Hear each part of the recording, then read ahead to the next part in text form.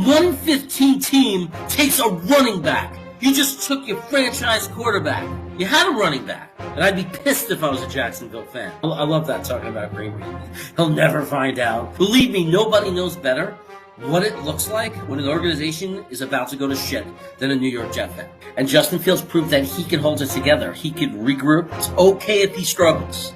And we got a big game against the Eagles, and maybe you need some energy, so wake up! We have every right to expect the Jets to win. Rich Cimini, schmuck, putz. All right, welcome to NFL Chaos with Jeremy, my first Wacky Wednesday podcast just for you. Amazing things going on in Jets world. We'll be talking about other teams as well as these podcasts move on, but I'm going to stay with my Jets to kick it off because why wouldn't I? They're my Jets, right? I'm a Jets fan, and I know a lot of you watching, my early supporters are Jet fans too. I see we got my brother in the chat already. We got Tom Bongiovi, who threatened to leave. He's riding on a steel horse, something like that. I don't know the words, and I don't have Frankie here to introduce him the right way, but he's here. Welcome, Frankie. Good to see you, AC, my fellow Raleigh Durham, North Carolina boy. Good to see you here. Yeah, and I got my brother here too. So we got a lot going on, and there's a lot of news. We got 15 New York Jets, 15 on the COVID list, including our head coach. So we're going to talk about that. Our head coach tested positive for COVID. Our young rookie guard, AVT, positive for COVID. JFM, John Franklin Myers, positive for COVID. If we didn't have enough problems already, we have problems now. So, hello, honey. My wife's downstairs watching. Isn't it nice that she's supporting me? Oh, that's why I got married. We support each other. Anyway, we got a lot of people on COVID. The way I look at it is, if we lose, we have an excuse, right? How can you lose to Jacksonville? Well, half our team had COVID. I don't know about their team. I don't know how many of them had COVID. I'm glad that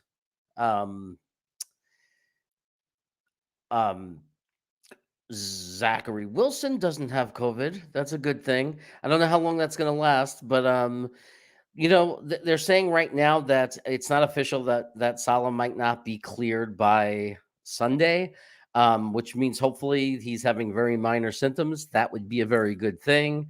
There's a lot of cravats, AC. A lot of cravats. Believe me, we're just getting started with the cravats in the world that'll be coming in and out of this channel.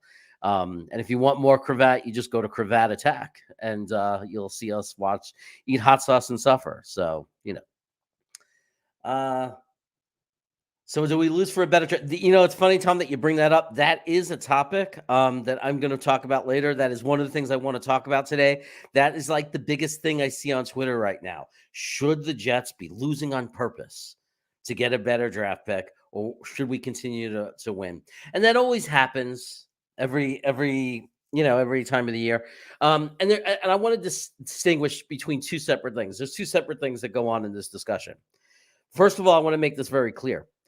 A team, like the management, the team, the New York Jets, should never, ever, ever, ever in a million years lose on purpose. It is absolutely taboo. An organization has a responsibility to their fans to put out the team, and the team is on the field to do everything they can to win.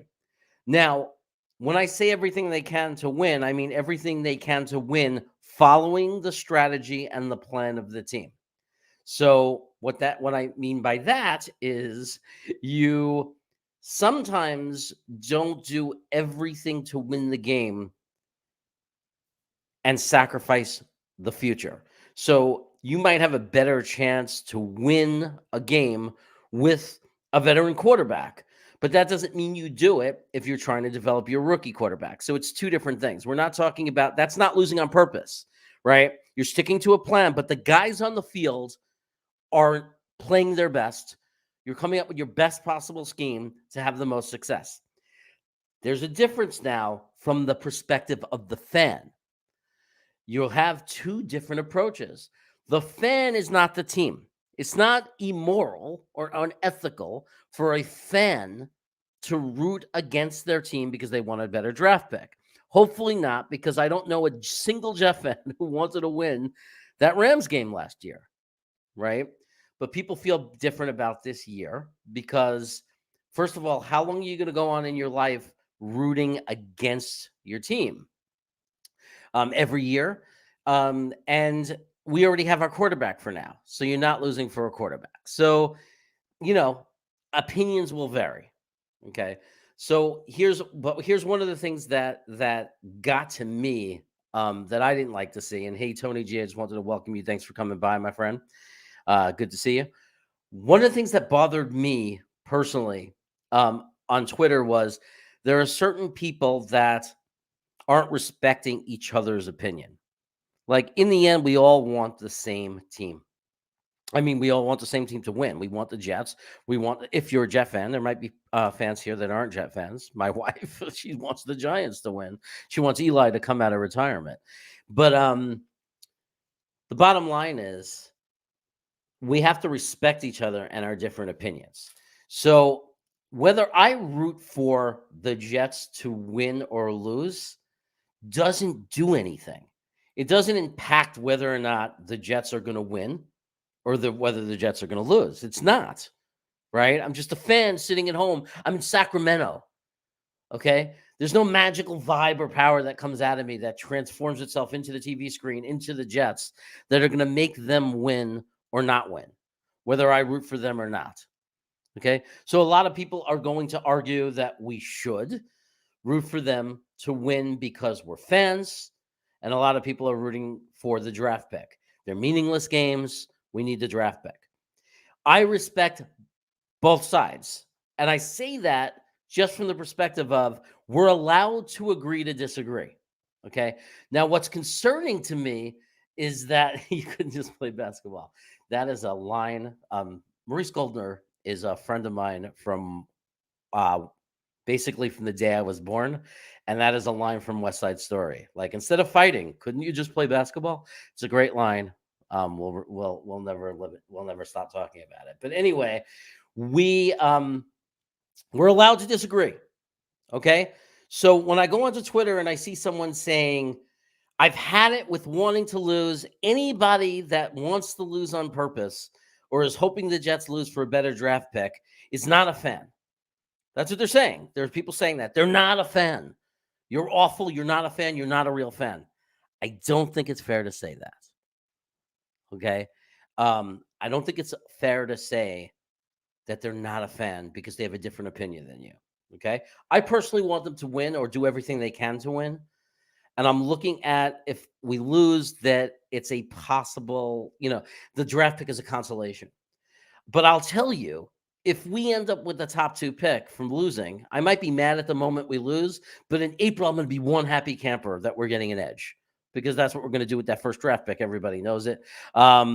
Just a couple of more shout outs. Hello, Rural Life with the Rosses. Subscribe to this channel. These guys are great. Best family in the world. Most beautiful children, beautiful family. They moved out to the East Coast and they share their adventures in life out there. It's amazing to see. Unbelievable. They support me. I support them. We'll be friends forever. And I can't wait to see them when I go out to the East Coast again. It looks like Tom is going to be at the game. That's amazing. I know you're rooting for them to win. The question is, are you bringing your son? Because that'll be a busy afternoon if you're going to bring him with you. And what is AC saying? I'm not scared. Just YouTube. I'm sorry. My glasses aren't on. I'm not on social, just YouTube. I'm just sick of losing. By the way, I have a good friend in Sacramento, small world. It's amazing, right? Because we both have friends and family and people in Raleigh-Durham. And we both have, you have a friend in Sacramento and I live in Sacramento. How do you like that? It is a small world. But anyway, Tom, I'm glad you're going to the game. I'm sure you're going to be rooting for them to win. Going back to my point, Couldn't we all just play basketball? No, it's a perfect line. Thanks, Mo. Thanks for giving that to me. The truth is, um, we should respect each other's opinions. It's such an issue in this world right now. Everybody goes to the extreme in everything. It's like, I hate your guts if you don't agree with me.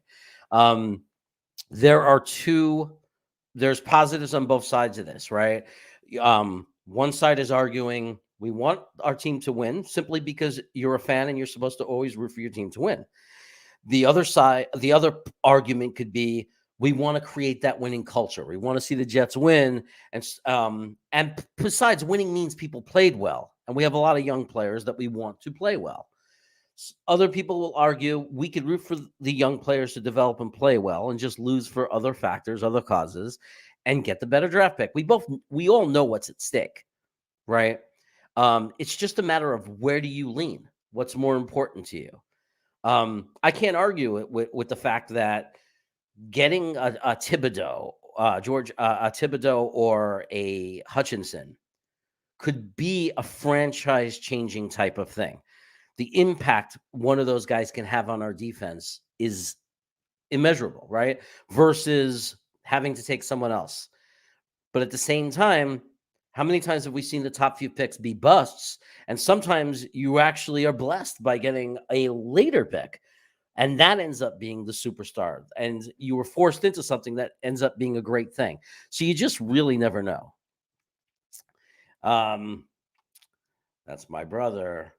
I found my glass. I did find my glasses. Did you think I lost my glasses? So Tom Bongiovi says he will be home with the wife. I'm going with a few of my friends. Okay, so some advice now, Tom, okay? You're leaving your wife with a young child so you can go to a football game and drink, party, eat, and have a great time. Don't go home empty-handed, okay? Pick up some chocolates, pick up flowers. That's all I'm saying. That's all I'm saying. Don't go home with nothing but a smile on your face saying that was great, because you don't know how the kid's going to act. I know he's a great kid, but you're not there.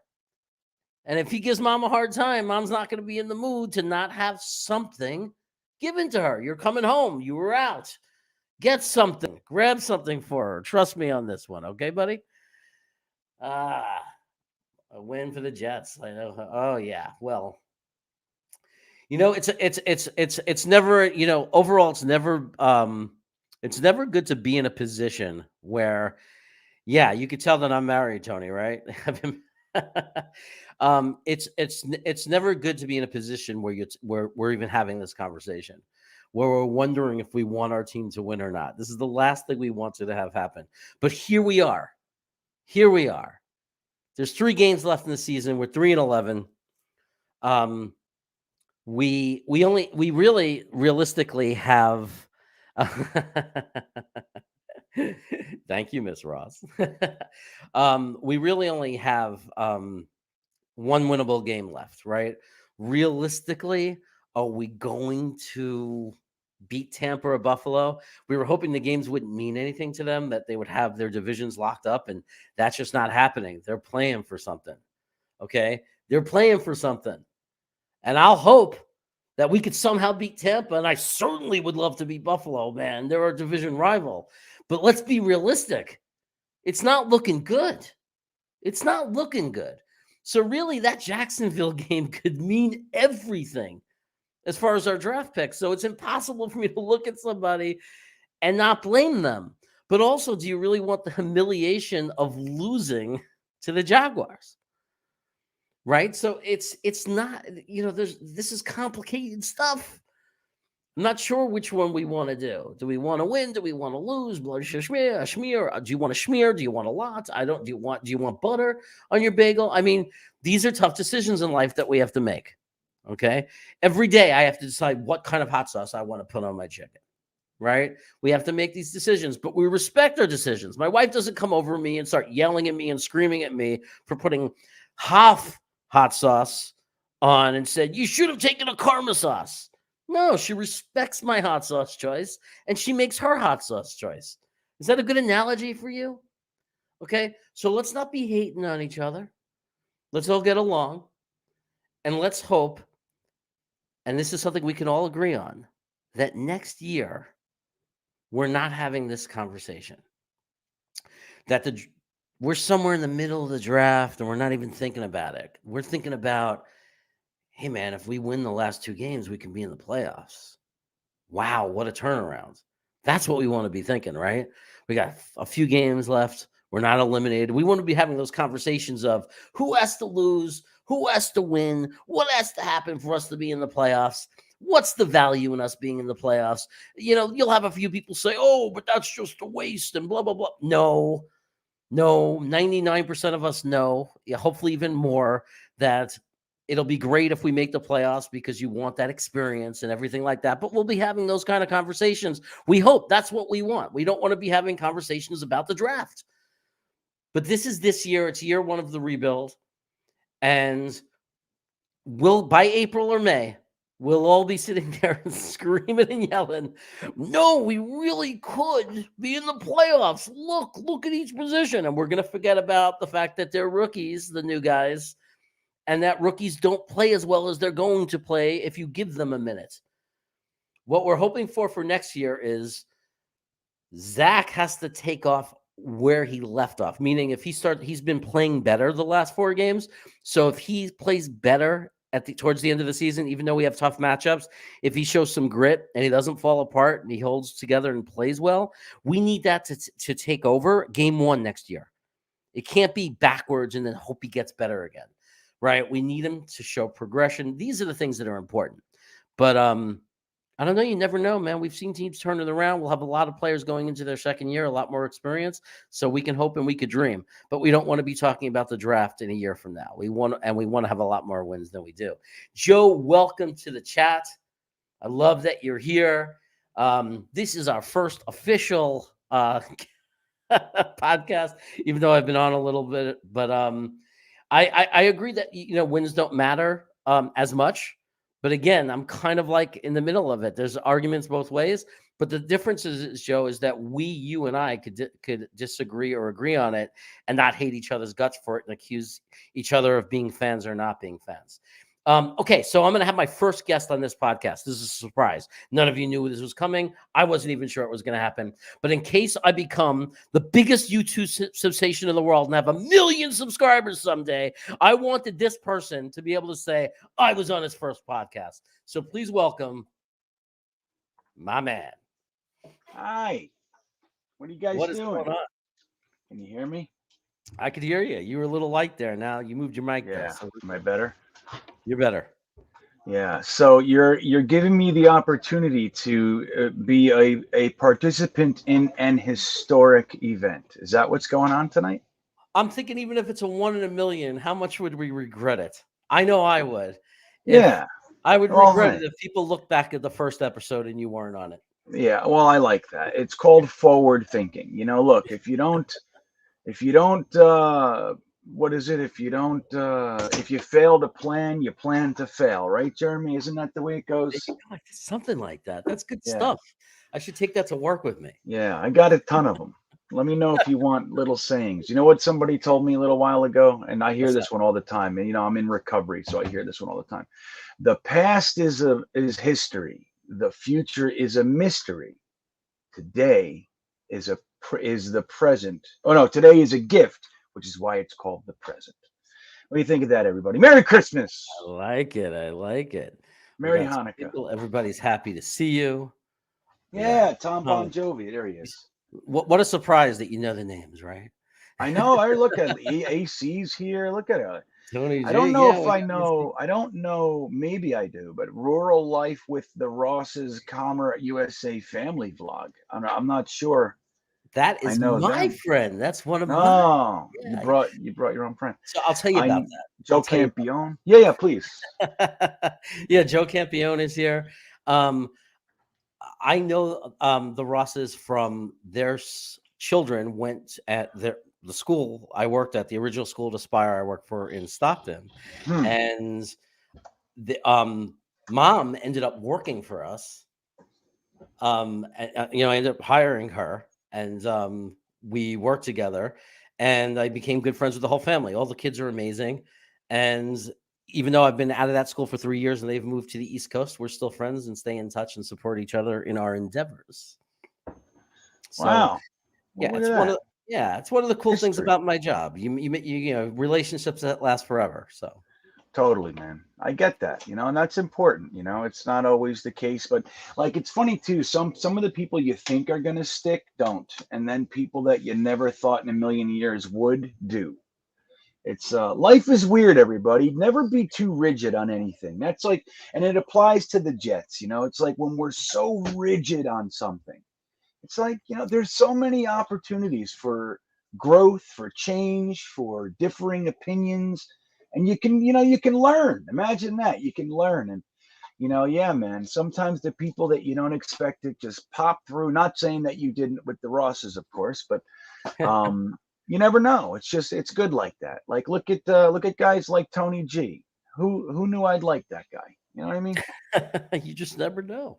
You Or never know. or how did you know that someone like me would worm and cheat their way into your contest Right. to get You're a onto cheater. your to get I'm a cheater to get onto your show, Mhm. weasel his way onto your show, and suddenly here we are today. You can't get rid of me.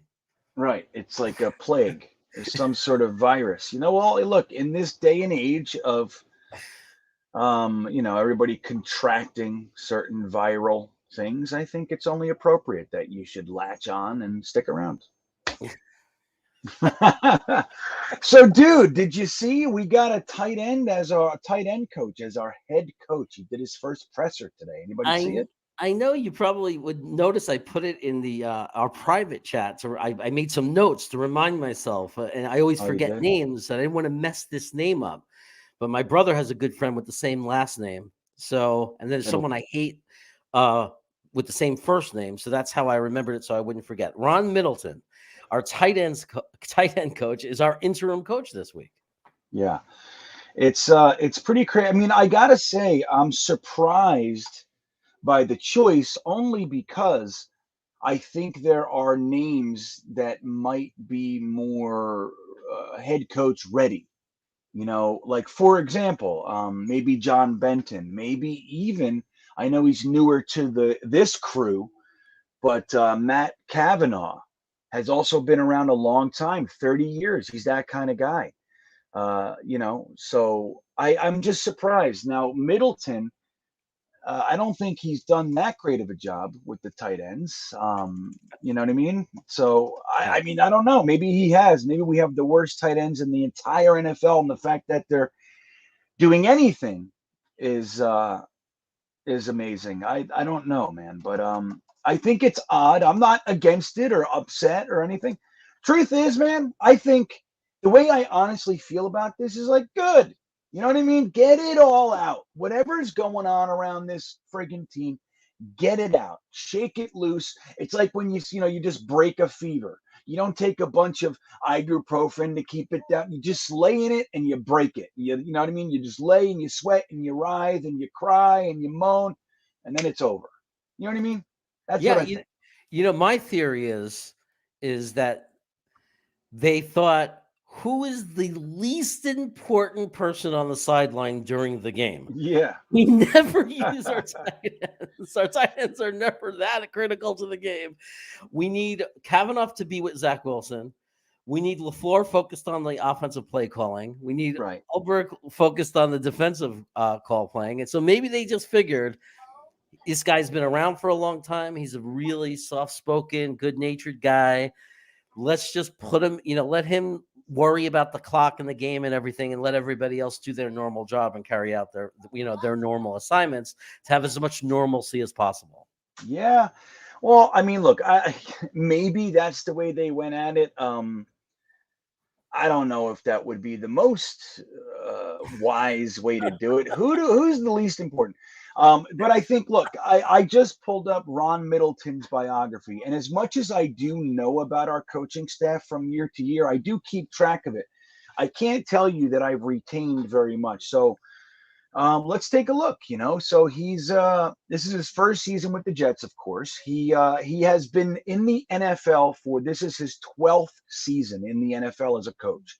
So he's got experience where guys like Rob Calabrese, John Beck. I mean, these guys, they haven't been around that long, so they're out. Even LaFleur, man, he's been Kyle Shanahan's right hand in many respects, but even that's only been 6 years. You know what I mean? So Middleton is in his 12th year. He was with the Jacksonville Jaguars. Let's see, he was with the Tampa Bay as a tight ends and assistant special teams coach. So that's another thing. He has more than tight end capacity. So he's been a tight ends coach. He's been an assistant special teams guy. So he might have a little bit of a wide scope. You know what I mean? And You and also if I what you also said something very magical and made a really good point. which is Which team was he just with before the Jets for the last bunch of years? oh, look at that. That slipped right through my gauntlet of critical thinking, Jeremy. It really did. So he has been with the Jacksonville Jaguars. Now, in truth, they have a whole new organization as well, new quarterback, all that sort of stuff. But he might be aware of the thinking and the tendencies and the likelihood of the organization. So that might be a benefit as well. I don't know. But that's that's interesting. And if I may, I think it's interesting too. And the Jets get shit on a lot, right? Like we Mhm. do for lots of things, and a lot of it unwarranted, a lot of it warranted. But one thing that the Jets cannot be really talked negatively about is the fact that they have been ahead of the curve with minority head coaches. Now they hired Herm Edwards before the Rooney Rule. It wasn't even in place yet. They didn't interview him because of some mandate or anything like that. They hired. Okay. Did you hear all that You noise? My froze a wife's little bit. aside. We got up to they hired.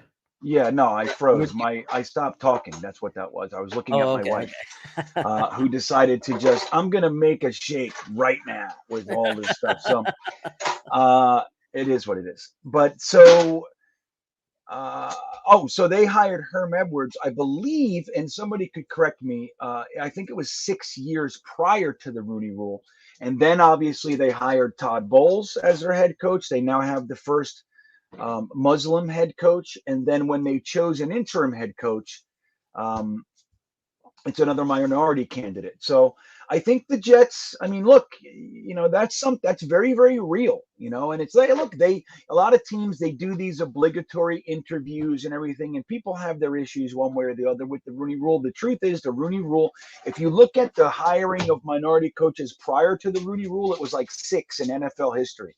You look at it afterwards, and it's like 25. So it has had an impact, I think, positively. But I do think the overall methodology of it is a little bit, I'm going to use this word just because it's coming out and I'm going to use it.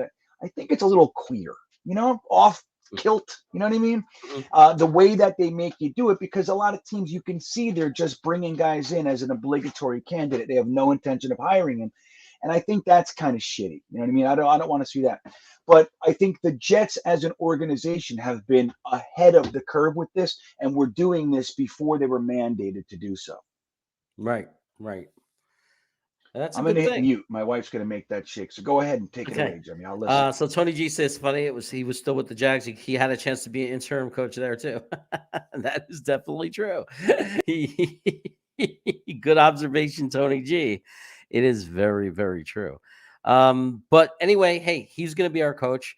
With technology today, it's not like Salah can't be in their ear constantly telling them what to do. But in the moment, like if a clock is running down, a play clock, it's going to be up to him to call that timeout instead of getting that It is. onside penalty. I mean, there are things that responsibilities that he's going to have to have. Well, look, and you just said Salah can be in their ear and doing all kinds of stuff. The truth is, I don't see him in anybody's ear on the sideline when he's there. So I don't know. I mean, not to take anything away from what Salah does, but I still think that he's trying to figure out who he is as a head coach. Is he the passionate, yelling, screaming guy that needs a get back coach? Is he the stoic, John Harbaugh kind of leader, or what, what is he? I still think he hasn't settled with that. And let's not forget, Saleh moved to New Jersey and he had that contractor issue. They completely robbed him, and then they threatened him if he brought it to the press that they would, whatever, they would drag his name through the mud, all kinds of shit. His kids have been living in a hotel while he's dealing with all this stuff. So I think there's a lot on that man right now Yeah. that a No, lot of people don't factor in. So I think, look, man, I'm happy with the man that he is and the ability for him to keep the team together during this tumultuous year. Now, do I agree with everything he's done? I don't. Do I love everything he's doing? No. But I also don't know the reasoning for everything he's doing.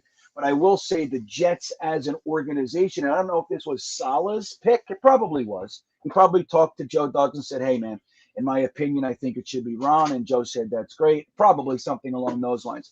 But I do think it happens to be that this organization is in that fold, never has any questions, any issues elevating or promoting or prompting someone up that's from a minority pool into positions of, for lack of a better word, power. And I think that's a positive. Yeah. Yeah. No, I agree. Joe has a question. He wants to know if we have our starting corners in Hall, Eccles, and Carter, and I believe the answer is yes. I didn't see any of them on the 15. I blasted that list out. I saw it on Twitter, copied it, sent it everywhere, including you, Greenbean. Yeah, let's see. Again, I have to draw. I have to be like a leech all over you. You're never allowed to have a dull moment. The phone is going to always blow up because I'm always throwing that information at you. But I know if you guys knew how much he bothered me, you would feel sympathy. I think it's Michael Carter, the running back, that is on that list. All right, here's the list. You see it? Can you see? All right. It's like a. All right, so let me look at it. All right, so here it is. It's Robert Saleh, as we just discussed. Gus, running back Michael Carter. Yeah. Wide receiver Elijah Moore. We knew that. Guard of Elijah Vera Tucker is also not playing. Big one. Defensive lineman Foley Fadukasi and John Franklin Myers. Special teams ace and penalty machine Justin Hardy. Linebacker Hamza Nasralline. Strong safety Sharad Niesman. Wide receiver Jeff Smith.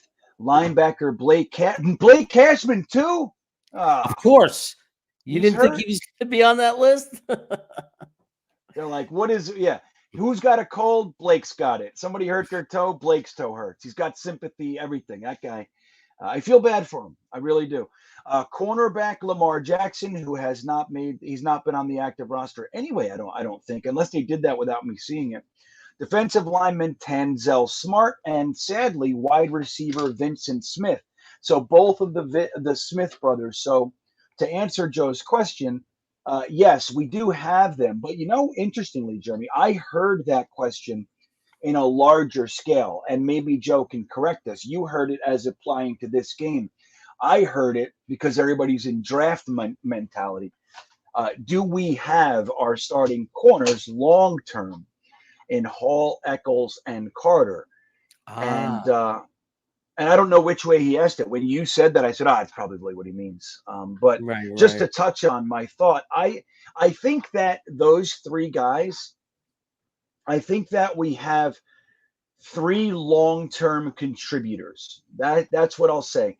I am not against pairing Hall with a true number one type of cornerback in the second round, so to speak. Some of these guys are going to slip, man, and they always do. There are cornerbacks that were supposed to be number one, first round picks, and they slide into the second. Sometimes they even make it into the beginning of the third. We happen to have 2 second-round picks to scoop one up, and we have a high third. So we can scoop. We're in really good position to scoop the guys who are dropping, which has so much value. So I think Hall is going to be our starter, barring some injury. I think he's a very, very solid cornerback. He's very good. And the truth is that he has room to get better. He's like that. He's the kind of guy who works his ass off constantly. He's a tactician. He's always trying to perfect himself. And so I don't think that he's hit his ceiling yet, which is very nice. But I think even where he is now, he's a very good NFL starting cornerback.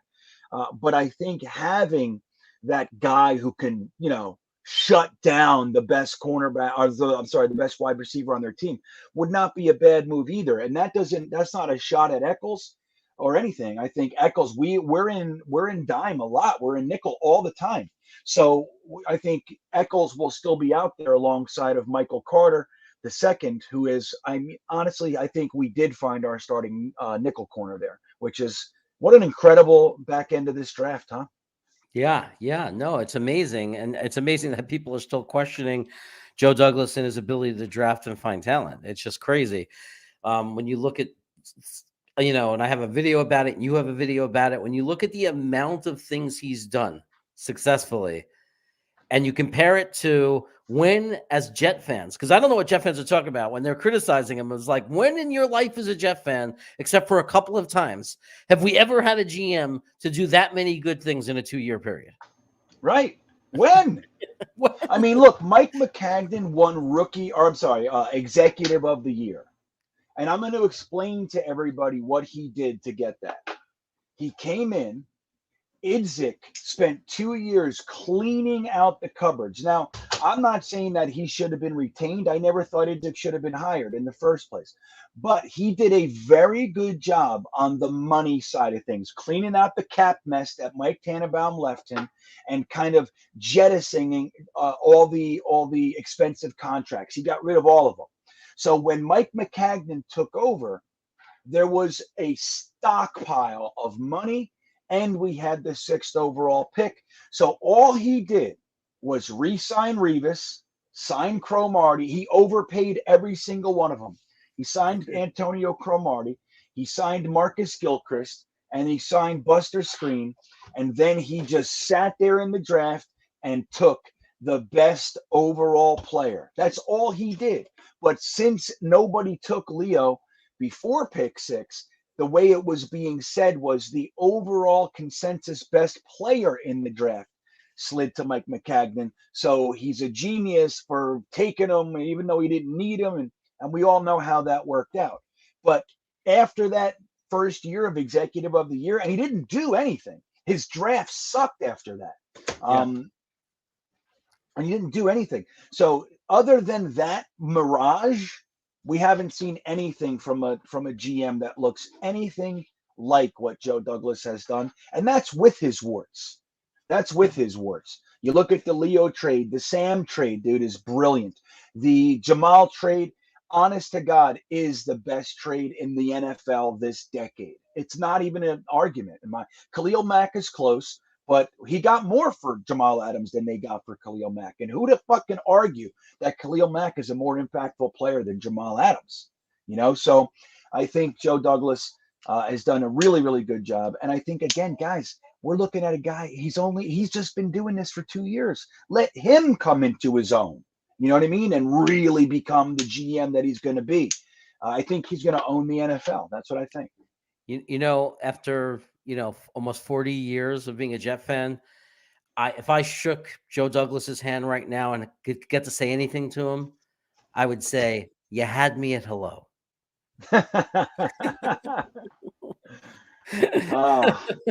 What would I say? That's a good question, Jeremy. And we should maybe bounce that to the chat too. You know what's funny, because I'm so used to controlling this platform. Uh-huh. You know how many times I've clicked on a comment to bring it up? 15 already since I've been on. I keep clicking on the comments because I'm so used to controlling this. I don't know. I have no control. I don't know what to do with my fingers.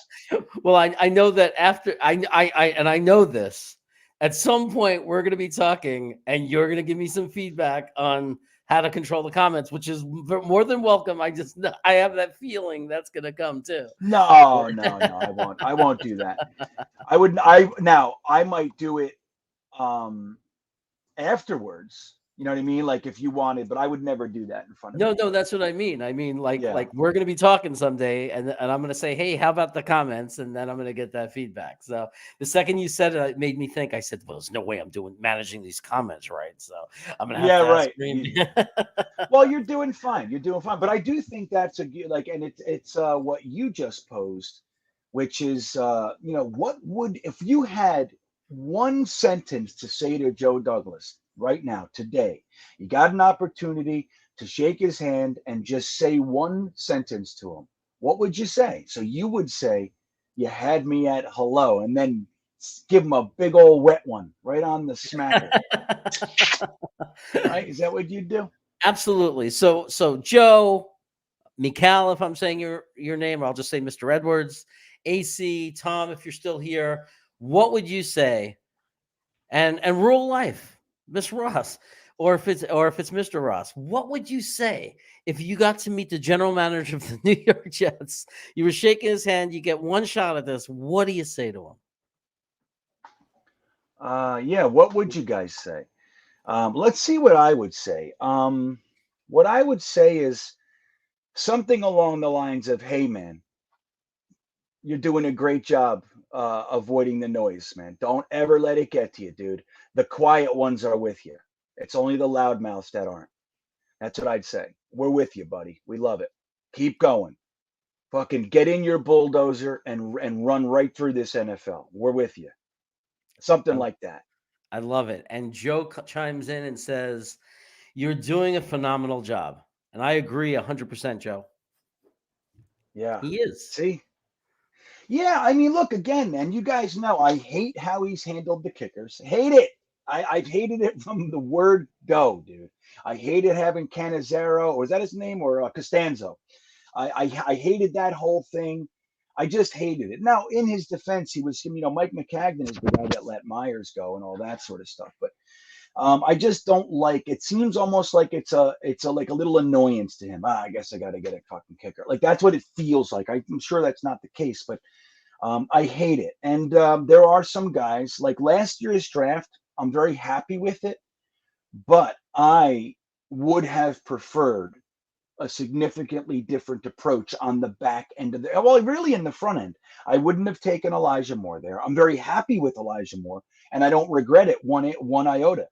But for me, I was thinking of bolstering different areas of the team. But other than that, man, I think he's done. I mean, he's phenomenal, phenomenal. I'm gonna pretend that I totally misunderstand this comment and forgot the question we asked, and that Joe is just telling me that I'm doing a phenomenal job. No, he's not. He's saying that to Joe Douglas.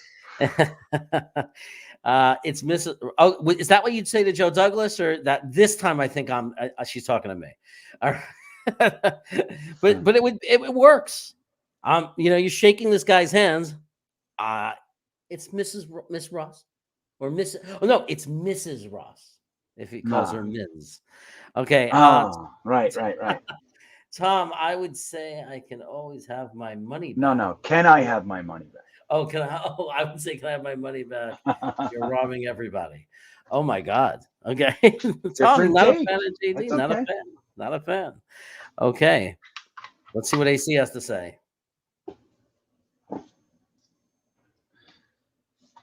Giraffe, punch him in the throat, guys. Yeah, I like that. That's right, AC. Tell him. Go in there and punch him in the throat.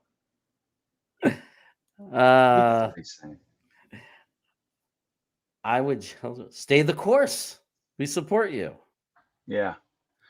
I think that's important. Course. I think that's important to tell him that. I mean, not that he doesn't know that, but that's something I really appreciate about Saleh as well. That with all the criticism, with all the media, they're not caving in. They're staying the course.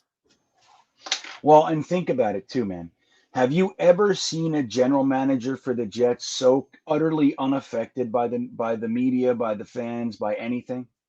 I mean, I've never seen anything like it. Listen to that. I'll give you guys one example. Mike Tannenbaum, who has really been our most successful general manager, when he was paired with Mangini, and then even with Rex for the first couple of years, going out there and signing, trading for Braylon Edwards and all the crazy shit that he did, Santonio Holmes, and he's the most successful general manager. But when Peyton Manning got cut loose from the Colts, Mike Tannenbaum made an attempt to sign him. He made an attempt.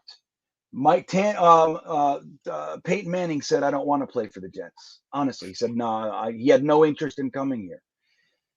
And then what Mike Tannenbaum did after that, immediately following that, was he gave Sanchez a rather large contract extension, which could effectively be known as guilt money. Like he felt that, like he needed to go back and say he was sorry. Like, what do you mean you're sorry? Like, who's going to deny that Peyton Manning isn't better than Mark Sanchez? You get a chance to upgrade, dude. Sorry. You know what I mean? That's the way Yeah. that it goes. But he felt like he was affected by that, and then went and gave Mark Sanchez an unnecessary and unwarranted contract extension that took time to get out of. Idzik was left with that one. You know what I Right. mean? Yeah, So absolutely. that, if you just look at that, and there are examples all over the place of that, not exactly the same, but Jets general managers being affected by the noise, like fans, wanting certain free agents and all the screaming and yelling that we do, and they go sign them, like Le'Veon Bell, like C.J. Mosley, giving C.J. Mosley $5 million more than the $12 million, which was already way up top of the linebacker pool. He gave him $5 million more per year than he should have been making. Dude, that's insanity. Now, Yeah. it is what it is. And CJ Mosley, to his credit, is at least coming here and trying to earn it. He's playing his ass off. You know what I Yeah. mean? Like he's 100% energy. He had a couple games where I thought he looked a little lethargic, but overall he has been full speed ahead, whether right, wrong, good or bad. He's playing his ass off, and he's taking things personally. And he didn't have to. He could have said, dude, I'm getting paid. What do I care? It's all guaranteed. I don't Yep. have to do anything. Tremaine Johnson did just that. Right. No, it's definitely not from lack of effort or anything like that. And I know you were, I know you, I was just joking around with you. I knew you were answering my question from earlier. Tom Bongiovi wants to clarify something. He's not, he meant that he was robbing the league. Oh, So, yeah. good. Well, just so you right, so Tom, you can, and this goes for anybody. Anybody can think that too. Like you can be on either side of it. Like it's okay. But I know it's funny when you said that. I was like, I thought I remember Tom being feeling differently. But but look, guys cannot like Joe Douglas. Guys can. I mean, there are legitimate reasons to be concerned. You know what I mean? Like I do understand it. It's just when they start bringing up Ryan Khalil or that kind of stuff, I'm like, dude, that's not a knock. Even though Khalil didn't work out, Joe Douglas literally, when he got hired, they said, okay, sign your contract. Okay, now try these on. Here's a pair of handcuffs. Click, click, and and they they handcuffed him and stuck him in his office and said, fix the offensive line. By the way, we don't have one. You know what I mean? Yeah. Like, Yeah. I mean, look at what interesting question is too bad we don't have in the chat. What would force certain GMs say to Joe Douglas if they were in front of him right now? Let's look at the four teams that know all about Joe Douglas. You got Kansas City, who gave away a perfectly good starting right guard for a player they gave back to us by cutting him, I Dan know. Brown. You got Seattle, who made what people are saying the worst trade in modern NFL history. You got Minnesota, who flipped the sixth and the fourth with us, right? I believe for Herndon, or fifth. We got their fifth for Herndon We got their fourth. We got for our their sixth. fourth, and they got our sixth. So that's Seattle, that's Minnesota, that's Kansas City, and then we got Carolina, who gave us Good. their. The Carolina one is as bad as the Seattle one in certain respects. Well, it is, and look again, like I don't blame Rule for believing that the Jets were the problem with Sam Darnold. You know what I mean? I don't blame him, but I also think that when Flacco came in last year and immediately threw for 300 yards and 3 touchdowns, whatever that game was, it showed something that, like, yes, the Jets are mismanaging this young rookie. Flacco didn't grow here. He was already Flacco, so he had that over Sam. But it showed right there. This is Sam in his third year. He shouldn't be looking like this. Now, he might not look great, but he shouldn't be looking like that. We thought it was the offensive line, Adam Gase, Frank Gore. That's what everybody was kind of leaning on, because Sam can't be this bad. And then Flacco comes in and throws a 3-banger on the board. And it was like, oh, okay. So it seems like Matt Rhule might not have done the due diligence required. He remembered when he was going to take this job. And I think Matt Rhule, can I say this too? Yeah. I think Matt Rhule was really thinking emotionally here. I think that he wanted to rub the Jets' noses and shit. That's what he wanted to do.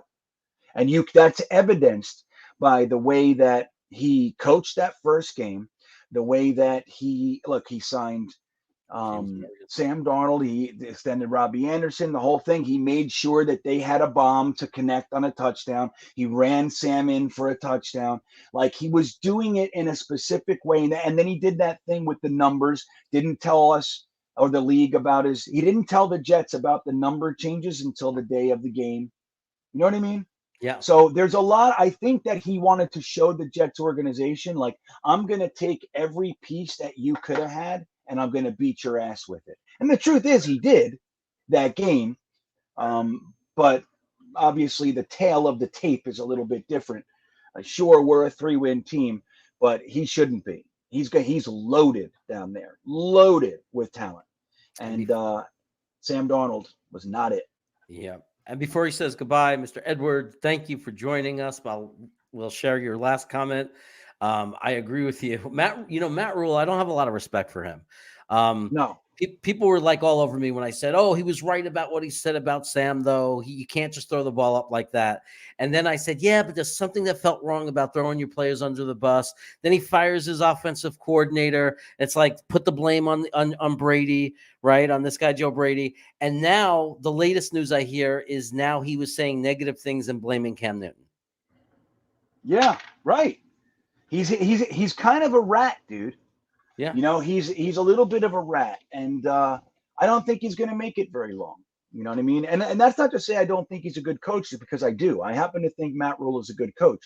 I think that a lot of the time when guys come from the college ranks and they don't realize that I have to change my tactics a little bit to deal with men, they crash and burn. And I think that's a lot of what's going on there. And again, I think he was thinking with the wrong side of his brain, man. He was letting emotions get involved, trying to like be a sneaky little, rub it in people's faces and shit. And I think it blew up in his face.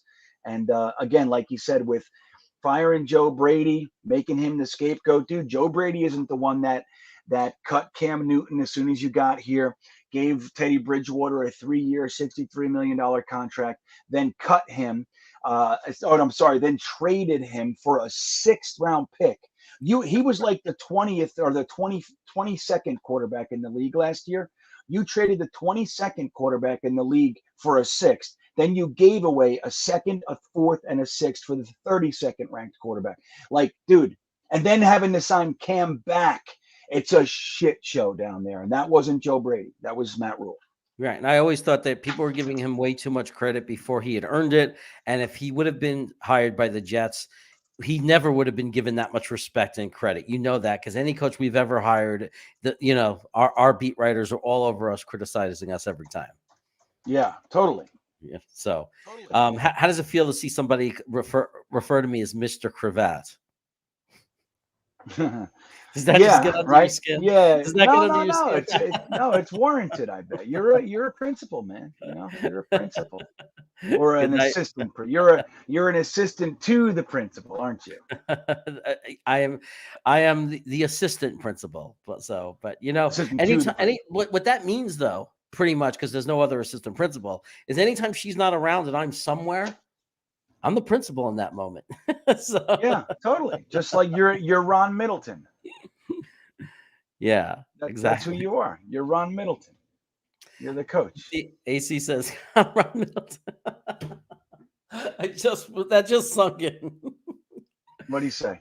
College to NFL is what it is. Yeah, I mean, Rhule did it in college, and it's very different. You know who else people thought was going to be a Superman who had done it in college and came to the NFL? Urban Meyers. Dude, another one. Look, dude, Saban Yeah. came in here. Who was the other guy? Spurrier came to the NFL. Dude, he was supposed to dominate. Nothing. A year and a half later, 2 years later, he was gone.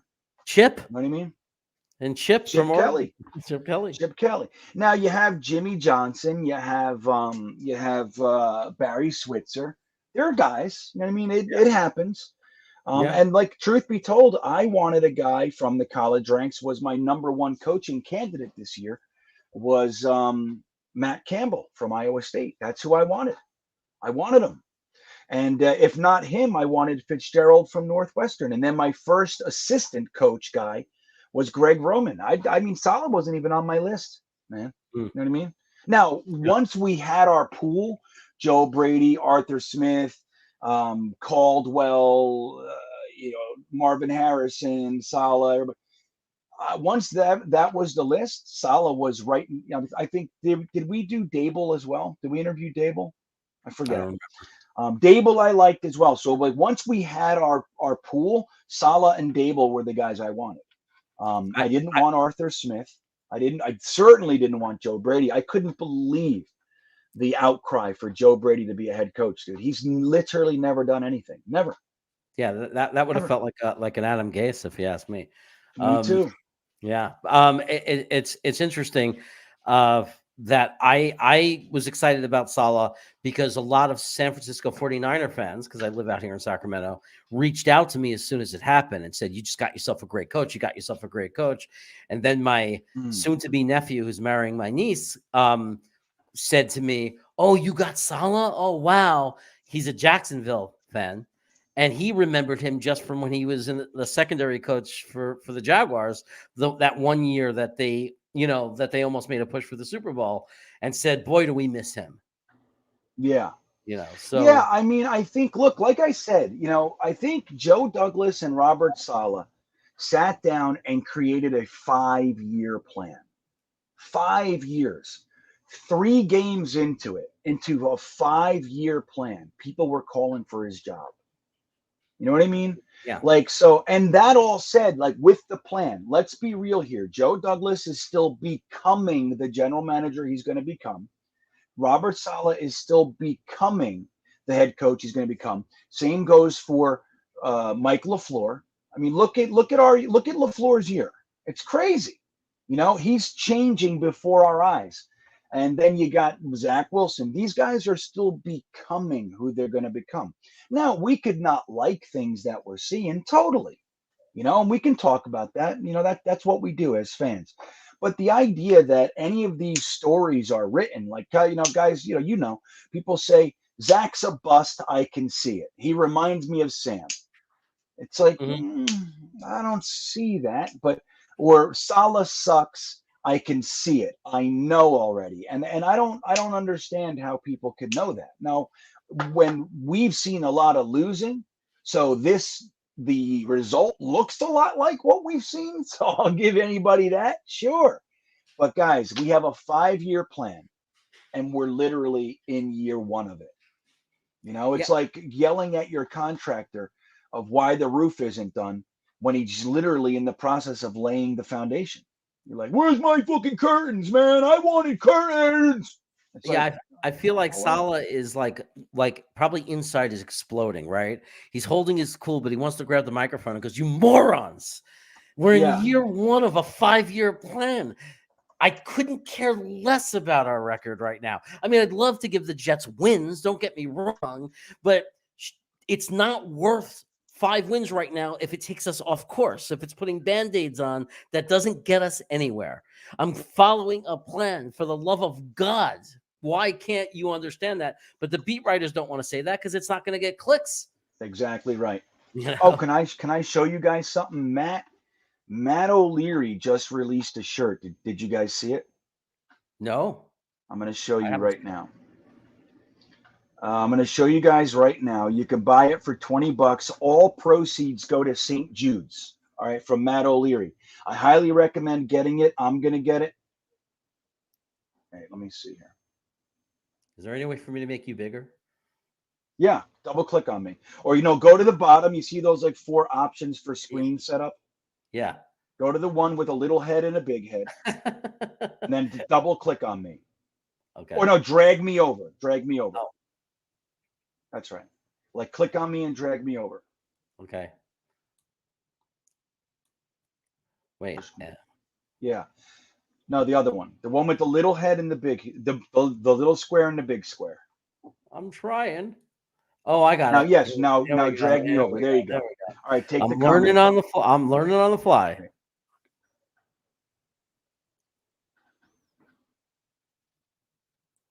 Boycott the beat. Support independent Jets coverage. See that, guys? Look at that shirt. So he's talking about the beat, obviously, and the independents, which are us. And he said it's only a $20 shirt, that's not an expensive shirt. And all profits, all proceeds go to St. Jude's Children's Hospital, which is Oh, my favorite charity in the world. It's that's my number amazing. one charity. Yeah. It's amazing, and it explains so much because I sent in a private message my intro to this show to O'Leary, and he just wrote back Samini LOL with the crying emoticon because right at the end of the promo it just has me calling Rich Samini a putz and a schmuck. And that was the part that he loved. He just wrote back Samini laughing LOL, with the crying because he's so mad right now at the beat. Like so am I, and so are you. But I've never seen him so fired up as I did in that last video. It was great. Yeah. Yeah, that's good stuff, man. And look, the beat, like I say all the time, like I'm not into telling people. Hold on, sorry, everything keeps falling.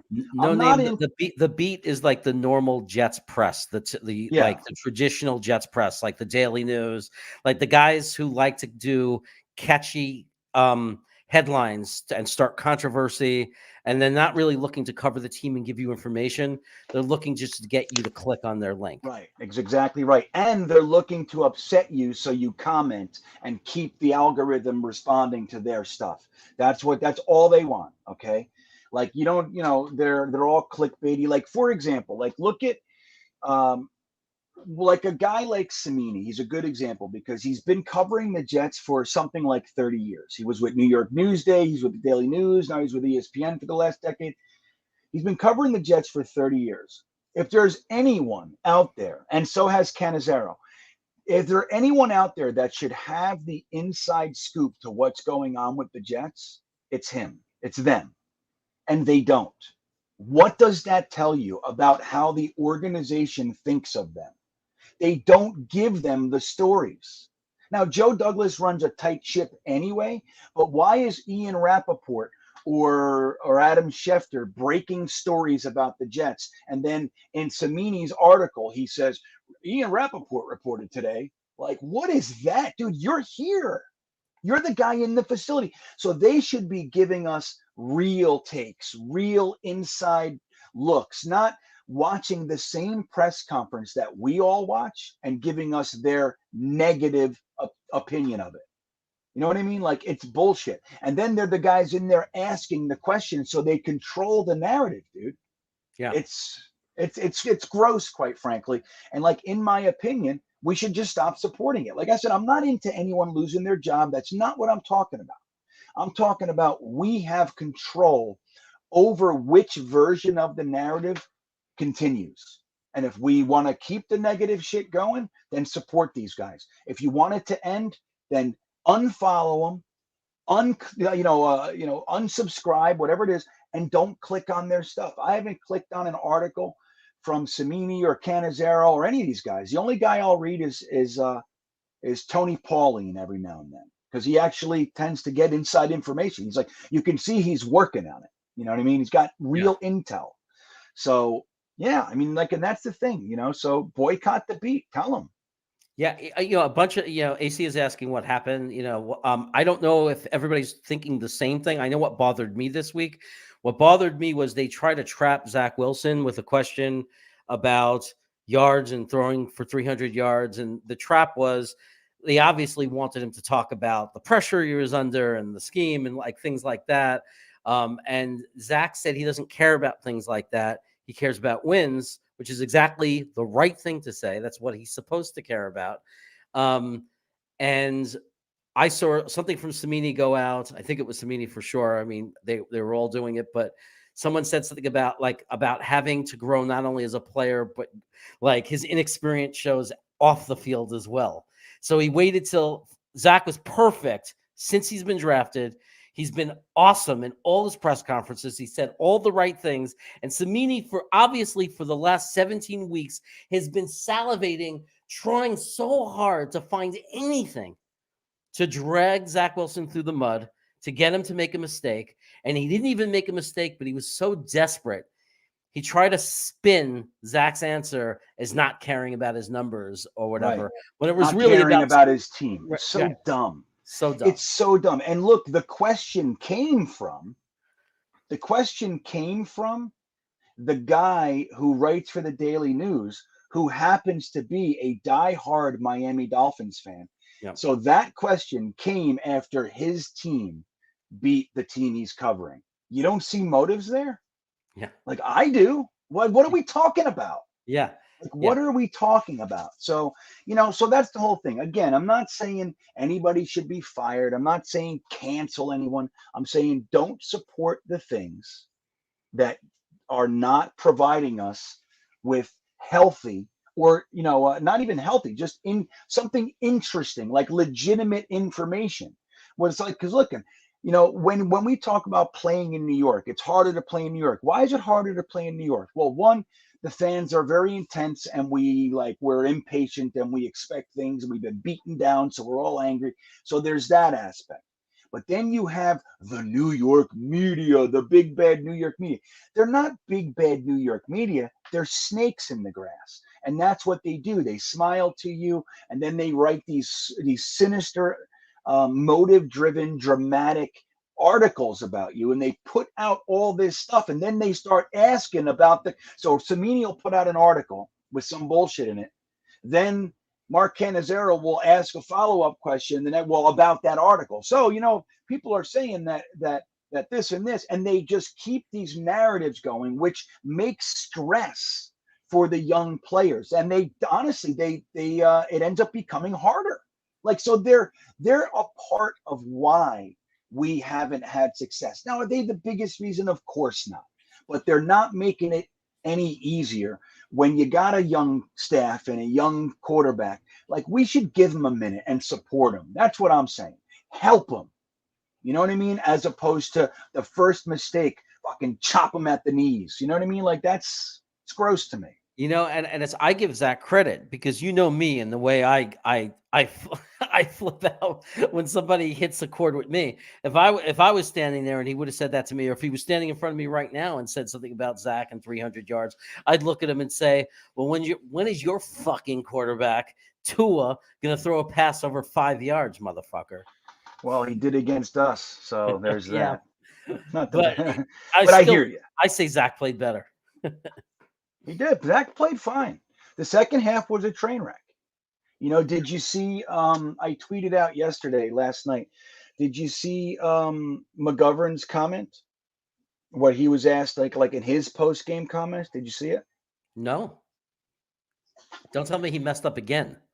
No, I'll read it to you. But no, but it's very telling as far as when you have a young offensive coordinator.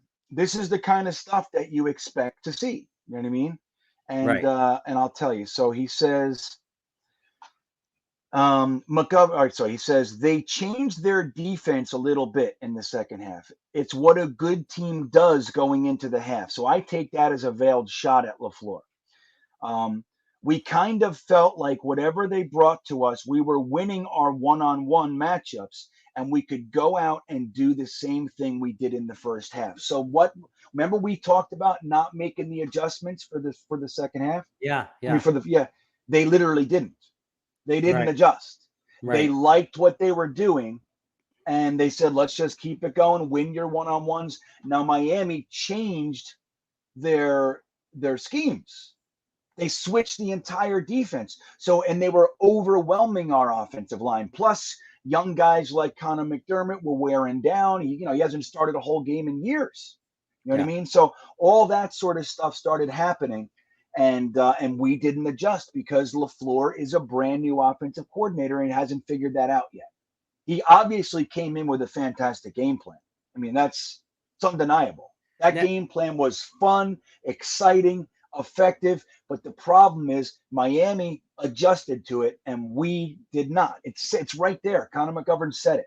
We thought we could come out in the second half and kind of do the same thing that we did in the first half. okay, so what Connor said was correct.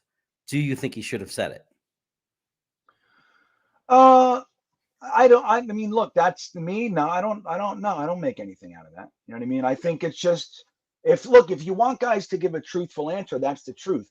I mean, Yeah. should he have said, "Oh, we thought, we had a good game plan," the same speak, that above board kind of player speak bullshit. I hate that stuff. I'd rather hear that every day of the week. I don't, like I said, I think that might have been a little shot. At the Mm-hmm. same time, it's think about this. Think about if you worked all week to do something, and in the 1 minute after you failed, people are asking you questions. Are you not going to be bent out of shape for a few minutes? You know Yeah. what I mean? Like, it's normal. And Yeah. that's the thing. Like, I don't see a reason to take that. I tweeted it. Just like my goal and my motive for tweeting it was to reinforce the narrative that I've been supporting, which is we got to give LaFleur time. There's clearly been progress with Mike LaFleur. Clearly. There has clearly been an advancement in his ability to call the game plan. I think some of it has to go, with him moving upstairs. Other parts have to do with him getting more comfortable with his players and with the NFL and all that sort of stuff. He's never called games before. But I think that's one that I think when we're talking about what's really going on is we're looking at a young staff who hasn't figured it out yet. They're learning on the job. So that's what I see there. Okay. We have an interesting question from no one. Do you think the negative press No one. plays a role on keeping free agents from coming and staying on the team?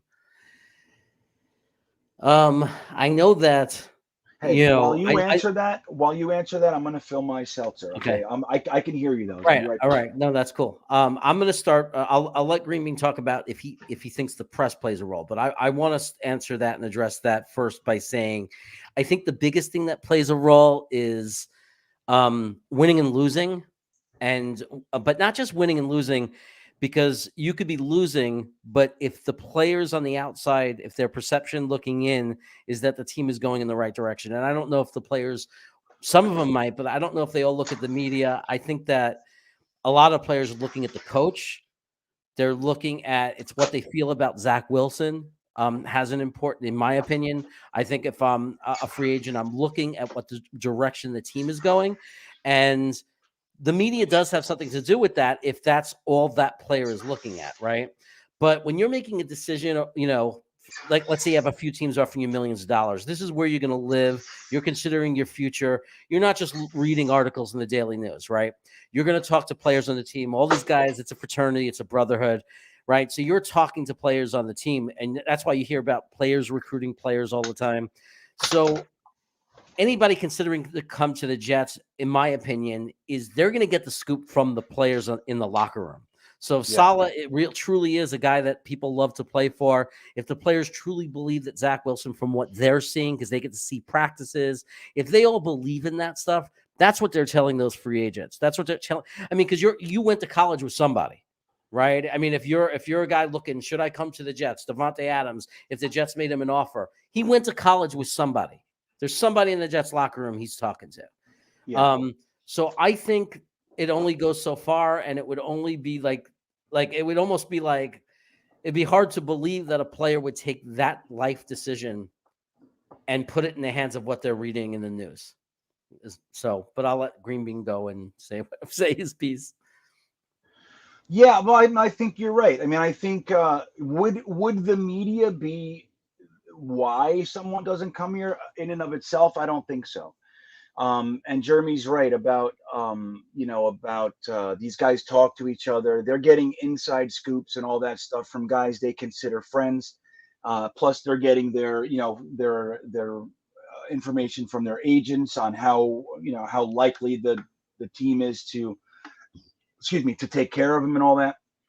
But I think that if all things are equal, if the Jets are offering you $6 million a year for 3 years, and San Francisco is offering you the same exact contract, when you look, well, San Francisco's not a good idea, but I mean a good compare. Let's say the Cleveland Browns. You got the Browns and the Jets offering you the same contract. When you look at the next tier of things, because money's first, okay, money's first. If this is the best offer, they're going to take it 9 times out of 10, unless they've won 10 Super Bowls or whatever, and that's not important, or unless they haven't and they really want to. I mean, so when you start to look at the next tier of things, there's things like taxes. New York has some of the highest taxes in the entire NFL. So players know that coming in. So they're going to get less money on the back end. Number two, when they have a hard time, the press is going to drag them through the mud. And they know that. So if the deal is equal, then things like the press can come in. But there are some negatives playing here. Now, the positives are, if you succeed here, the money, the adoration is by 10. It's 10 times bigger here than the guy who's a successful Jacksonville Jaguar. He's barely scratching into the national spotlight. When you're a New York Jet or a New York Giant and you have a Pro Bowl year or something like that, the endorsement offers come in, all sorts. It's much bigger here, so that's what outweighs it. But I think just on the straight up, it's money, it's where the team's going, and if everything's equal, then they start looking at the press. And I think that it is a negative. I just don't think it would deter someone entirely, but I think it's definitely a part of the picture. Sure. Joe makes a great point here. He says the owners read the articles and listen to the fans. They put pressure on the GM to win now. Douglas ended that. He sold the rebuild. And that's exactly what I've been saying about when people say, is it one and done? Is Joe on the hot seat? Is Saleh on the hot seat? And I laugh at that because I'm like, no. They clearly, if you look at them, if you read their body language, if you saw them at the draft before the year, when you saw the Johnsons, they are excited about that they finally have guys to take over and put together a plan. So I don't I agree 100%. I think that's one of the best things that Joe Douglas did, and I think that one of the great things that they did was they got our owners on board with a plan, so we don't have to worry. I would hope that we're going to have the coaches being fired every year or every other year. We're just firing and going through coaches. The only way we're going to build this organization is if we commit to a plan. Right.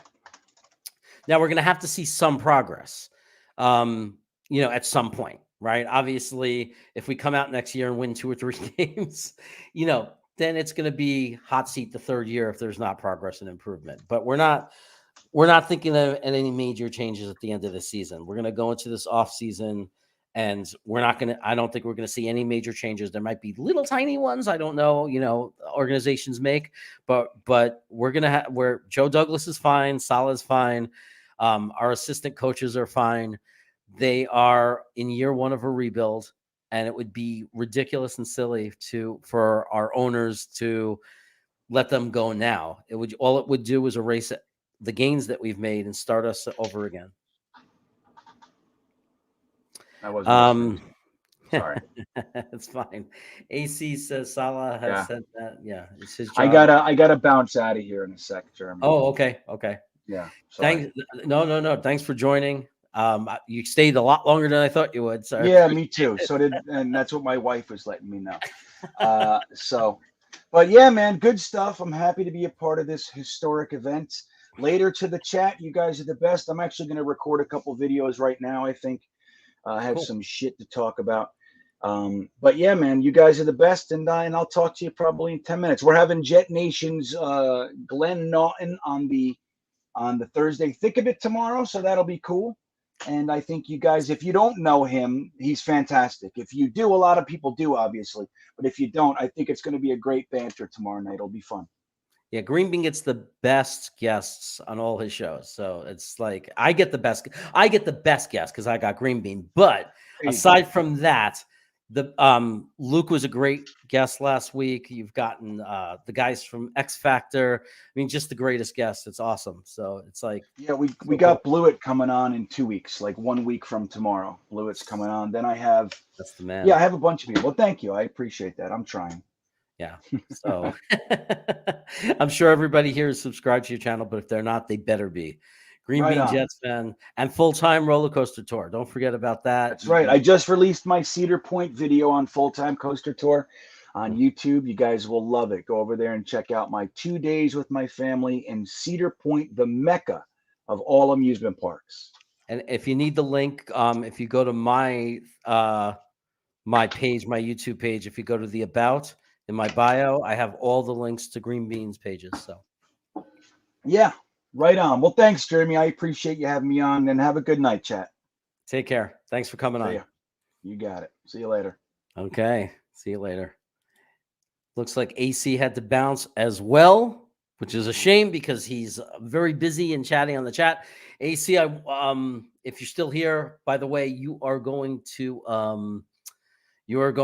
be very, very important guest at DeFaro Pizza Tavern in Cary, North Carolina, when I visit in the summer.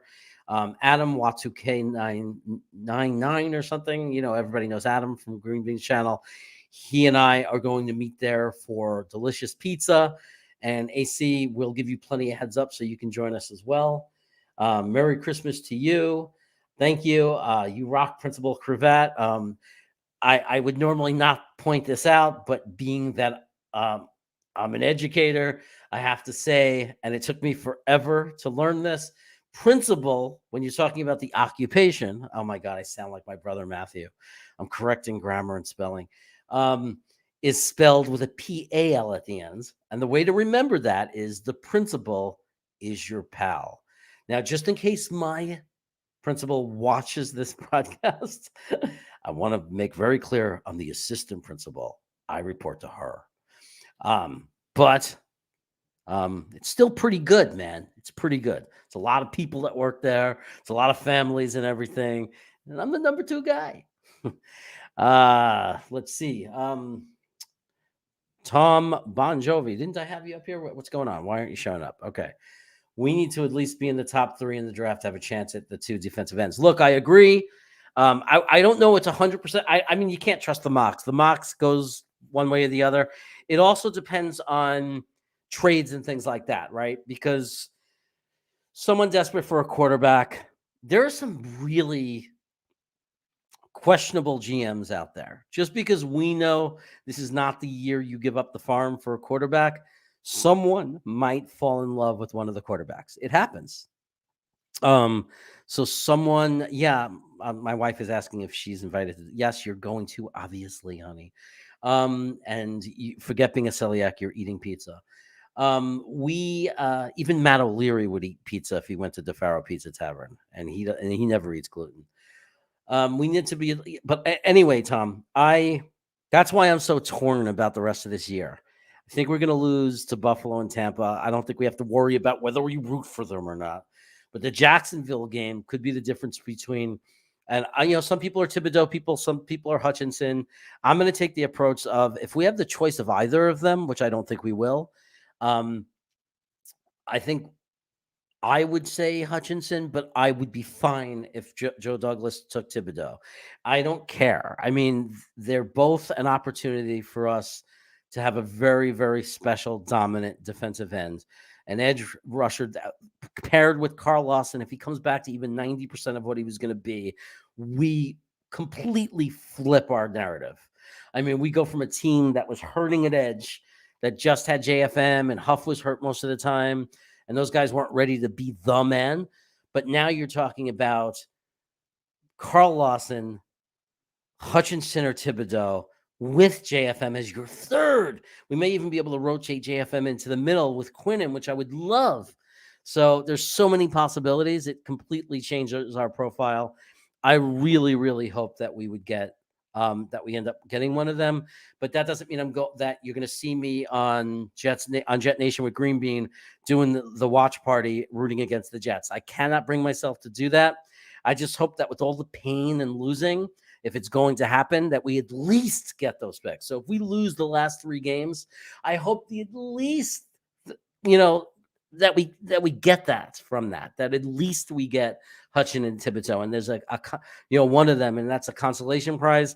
I also hope that Seattle lose. Seattle keep losing. It's so important that they keep losing, so that pick is as good and as high as possible. I don't know that we're going to use it, but the higher it is, the more likely we're going to trade it, and that could be the pick that actually gets us the best draft capital, because that's the point of the draft where people might actually want to take a quarterback. Like, they're going to get nervous and say, let me go to that number 8, number 9 pick and grab it, which is why I wouldn't mind, as much as it helps us when Carolina loses, if Carolina wins and has the pick in front of Seattle, that might, which is our pick, that might be interesting. I mean, if we have the pick, right, because Seattle finishes worse than Carolina. If we have the pick before Carolina, somebody might be worried that Carolina is going to take Corral or whoever the number 1 quarterback is going to be and give up a ton to jump in front of Seattle. Okay. Or I'm sorry, Carolina. They're going to want to jump in front of Carolina, and we might have that pick. So as much as people want Carolina to lose for the 2nd round pick, I'm thinking, is that really what we want? Because to me, it would be more valuable if Carolina goes right after the Seattle pick, which is ours. Because then every other team that needs a quarterback is going to sell the farm and give us everything, right? And Tony G, you're seeing it, man. You're feeling that, right? So I don't know that we're rooting against Carolina. I don't know. I mean, the worst case scenario is it really helps our 2nd round pick, which is really cool. So, either way that works, but I would love to trade that 2nd pick down to a team that's like 18 or 19, still get a guy like Dean or Lloyd at linebacker, or have a chance for Stingley or Gardner. So I'll say Gardner, whatever they want to do, whatever they decide to do. I know a lot of people feel differently about it. I want to go hard on defense, so I'd love to get a great defender and a great linebacker, a great safety, but I think we can get a great safety with one of our 2nd round picks. I think we have so much potential to walk out of this draft a better team. But anyway, guys, I am going to say good night. How much do we get from a team to jump from that spot? I think we get 1st round pick potential, like 23 1st round pick. I think we get their 19 pick or their 20 pick, whatever it is, and we get like their 2nd round pick this year, maybe even their 5th. It's a haul. If you're going from 18 to 8 or 9, it's a haul. You get a very large prize. You get tons of draft capital. So I think Joe agrees with me that the Panthers need to win. Lions need to beat Seattle. Wouldn't that be amazing if the Lions beat Seattle? I mean, that would just be the greatest thing ever. But guys, I'm going to say goodnight. Thank you so much to everyone who was part of this, my first Wednesday night, Wacky Wednesday. And to everybody who watches it, I know I got a lot of friends over on the other side, down under, across the pond. Those of you who watch the replay, thank you so much. Thank you for your support. Tell your friends, spread the word. I love performing, right? So the more, the merrier. I'm really happy we had a good chat tonight and we were able to make this a success. Make comments. Give me your suggestions. I'm here to please you. This is not about me. I love doing it. And no matter what we talk about, whatever you recommend, whatever you request, whatever you want to see out of this channel, I am so happy to provide it because I know there's a lot of other choices out there. But good night, everybody. Take care. Be well. Have an amazing holiday. Look for my video tomorrow with one of my buddies. My NFL predicting video will come out. We predict every football game. I think I went 13-3 last week, so I'm real proud of that. Had a killer week. Check it out. It'll be out sometime tomorrow. Be well, everyone.